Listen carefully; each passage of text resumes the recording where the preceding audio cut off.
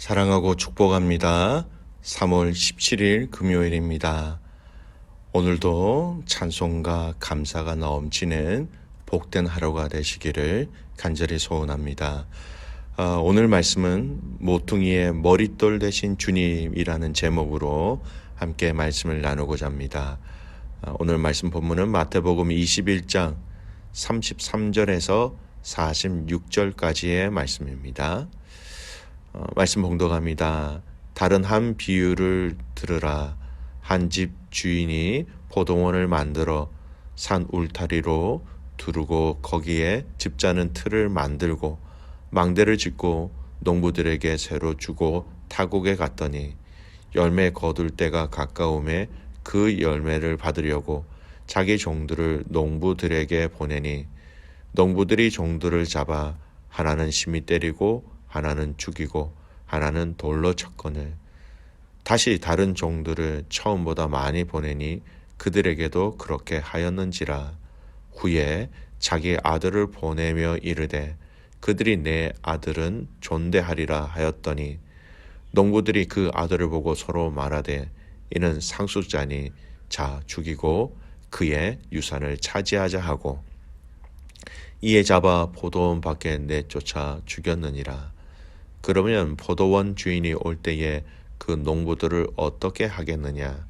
그들이 말하되 그 악한 자들을 진멸하고 포도원은 제때의 열매를 바칠 만한 다른 농부들에게 새로 줄지니이다. 예수께서 이르시되 너희가 성경의 건축장들이 버린 돌이 모퉁이의 머릿돌이 되었나니 이것은 주로 말미암아 된 것이요 우리 눈에 기이하도다 함을 읽어본 일이 없느냐. 그러므로 내가 너희에게 이르노니 하나님의 나라를 너희는 빼앗기고 그 나라의 열매 맺는 백성이 받으리라.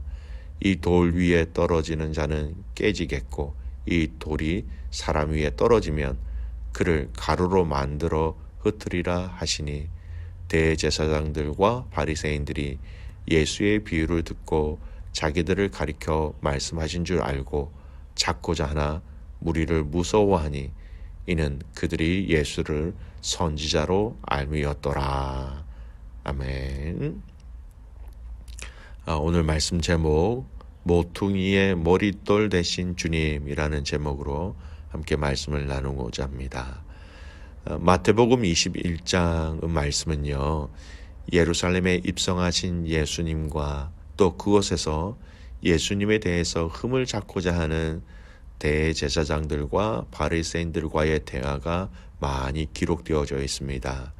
특히 오늘 말씀도 예수님께서 이 대제사장들과 바리새인들이 깨달을 수 있도록 그들의 마음의 악하고 또 강박함을 드러내시는 말씀이 되기도 합니다. 자, 먼저 예수님은 오늘도 비유로 말씀하십니다. 먼저 이 말씀을 누구에게 말씀하고 계십니까? 대제사장들과 백성들의 장로들에게 말씀하고 있다라는 겁니다. 어제 본문은 이들에게 말씀하셨고 오늘 본문도 동일한 대상들에게 또 다른 비유를 들어 그들에게 말씀하고 계시다라는 것을 기억하셔야 합니다. 자, 비유로 말씀하시는 내용을 살펴봅시다. 어느 집주인이 포도원을 만들고 울타리를 만들고 집자는 틀과 망을 보는 망대까지 다 만들었습니다. 즉 포도원을 만들고 포도주를 만드는 모든 필요한 부분들을 다 만들었다라는 것이죠. 그리고 농부들에게 새로 주고 타국에 갔다가 때가 되어서 주인이 자신의 종들을 포도원으로 열매를 얻기 위하여 보내었습니다. 그런데 농부들이 하나는 잡아 죽이고 하나는 돌로 치고 정상적인 반응을 하지 않는다라는 것입니다. 다시 두 번째 종들을 더 많이 보내었는데 농부들은 여전히 똑같이 반응하였다라는 것이죠. 그리고 이제는 이 주인이 아들을 보내면 그들이 잘 반응할 것이다 생각하고 아들을 보내었지만 이 악한 농부들은 그 아들조차 죽여버립니다. 여러분, 오늘 이 비유를 통해서 강조하고 있는 것은 이 농부들의 악함이라는 것이죠. 너무너무 악하다라는 것을 드러내고 있습니다. 여러분, 여기에 이 비유의 대상이 누구인지 여러분 아시겠습니까?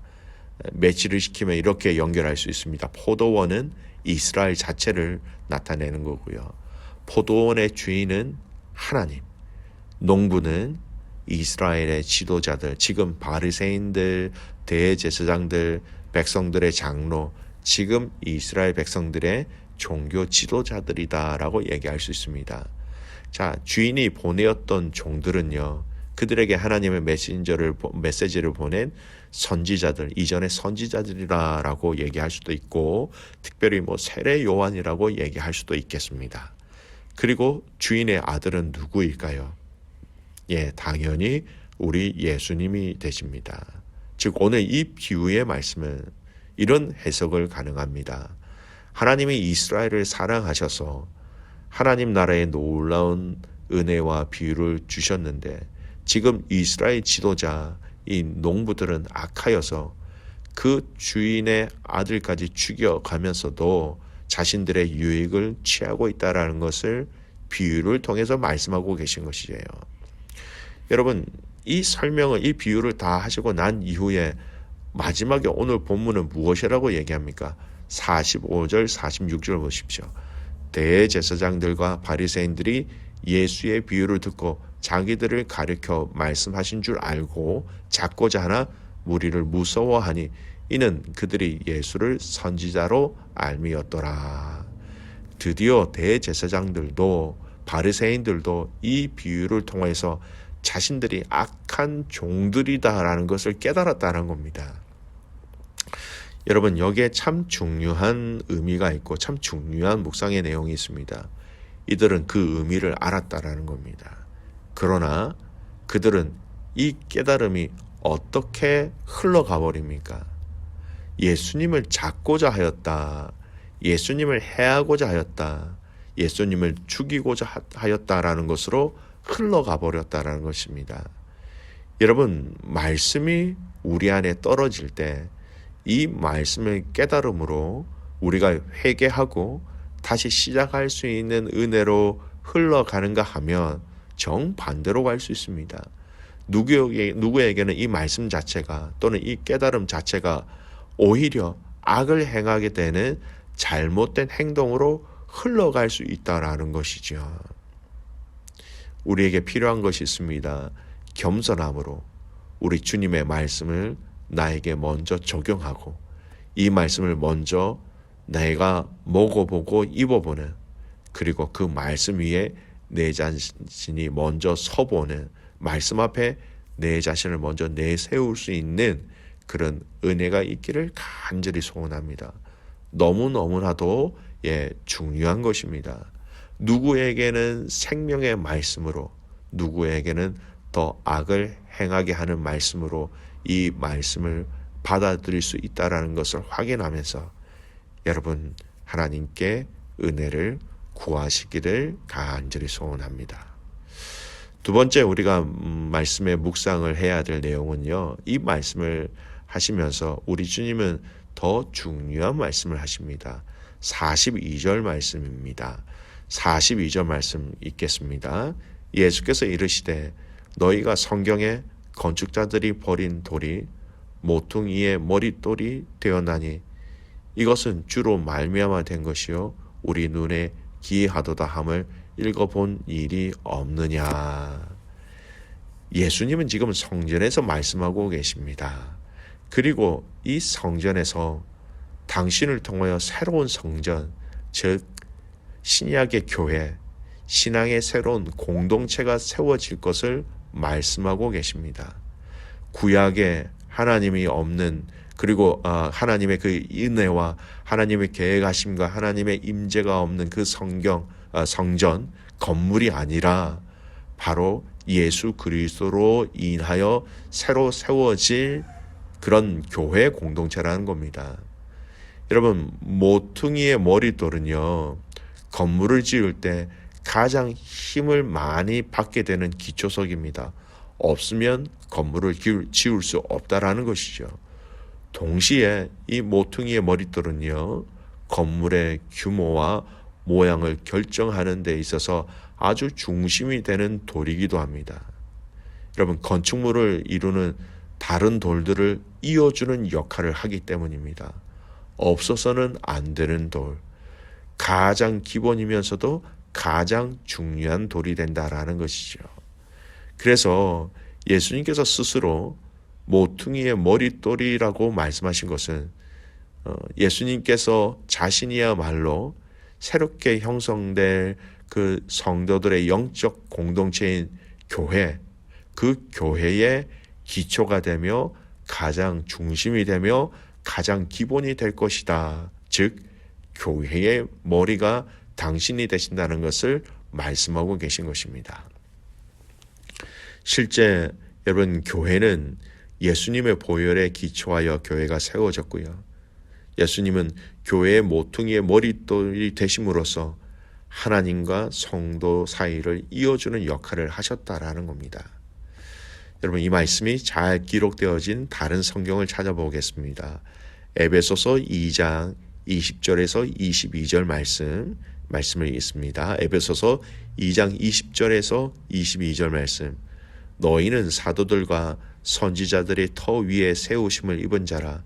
그리스도 예수께서 친히 모퉁이 돌이 되셨느니라. 그의 안에서 건물마다 서로 연결하여 주 안에서 성전이 되어가고 너희도 성령 안에서 하나님의 거하실 초소가 되기 위하여 그리스도 예수 안에서 함께 지어져 가느니라. 사도들과 선지자들이 전한 그 복음, 그런데 그 복음의 핵심이신 예수님이 모퉁이 돌이 되어 주셨다라는 것입니다. 그리고 이 모퉁이 되실 그 예수님을 기준으로 하여 모든 건물들이 시작이 되어지고요. 예수님을 통하여 서로 만나고 연결되어지고 또 하나됨을 이루며 하나됨을 지켜갈 수 있게 되는 그러한 새로운 교회라는 신앙의 공동체를 허락하셨다라는 것입니다. 여러분, 읽었던 에베소서 2장 20절에서 22절 말씀 가운데 22절의 끝절에 뭐라고 얘기하고 있습니까? 그리스도 예수 안에서 함께 지어져 가느니라. 틀림없이 핵심은 그리스도 예수 안에서라고 얘기합니다. 즉 그리스도 예수 안에서만 가능하다라는 것이죠. 우리 주님만 가능하시다라는 것입니다. 그리고 한 가지 더 저희들이 기억하고 명심해야 될 것은 함께 지어져 가느니라라는 것입니다. 여러분, 완성되었다라고 얘기하고 있는 것이 아닙니다. 틀림없이 여러분 공동체 안에는 부족함이 있고 아픔이 있고 연약함이 있고 틀림없이 그 안에는 연약한 부분들이 있습니다. 그렇기 때문에 완전하지 않기 때문에 그리스도 예수 안에서 오늘 이 에베소서 말씀으로는 함께 지어져 가느니라 현재 진행형을 표현하고 있습니다. 지금도 여전히 지어가고 있다라는 것입니다. 그리스도 예수 안에서. 그렇기 때문에 여러분, 가장 중요한 것은 우리는 그리스도 안에 있는 것이 우선이라는 것입니다.